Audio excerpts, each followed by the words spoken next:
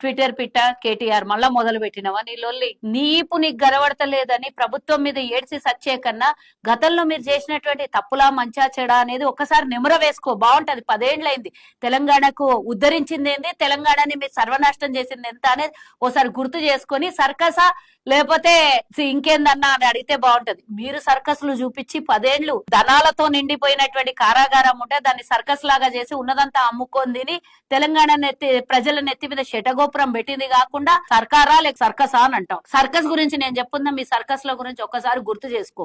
మొన్న మీ కవిత మీ చెల్లెలు సొంత చెల్లెలు నీ రక్తం పంచుకొని పుట్టినామే ప్రెస్ మీట్లు పెట్టి మీరు ఎంత సర్కస్లు చేసినారో ప్రభుత్వంలో ఉన్నప్పుడు అన్ని చెప్పింది. సర్కస్లు అంటే స్కామ్లు, మీ లెక్కలు మీకు అవే కరెక్ట్ అర్థమైతాయి కదా, స్కామ్లు. ఆ లెక్క చెప్పింది కదా కవిత మీకు.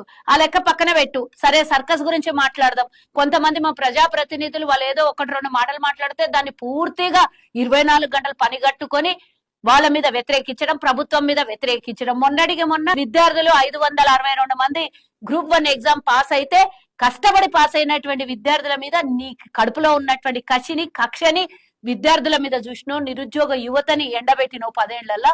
వాళ్ళు ఉద్యోగాలు తీసుకుందాం, నియామక పత్రాలు తీసుకుందాం అని కళ్ళల్లో ఆనందం తట్టుకోలేక, వాళ్ళ కళ్ళల్లో ఆనందం చూసి తట్టుకోలేక వాళ్ళ మీద కక్షపూరితమైనటువంటి మాటలు మాట్లాడినావు. ఈ రోజు నువ్వు ప్రభుత్వం గురించి మాట్లాడుతున్నావు. నువ్వు సర్కస్ చేసినావు, మీ నాయన సర్కస్ చేసిండు, మీ చెల్లెలు సర్కస్ చేసింది, మీ బావ సర్కస్ చేసిండు. ఉన్న మంత్రివర్గాలే కాకుండా మీ కార్యకర్తలు నాయకులు అందరూ కూడా ఎంతమందిని వేధించారు. నువ్వు రైతులకు బేడీలేసి సర్కస్ చేసినావు.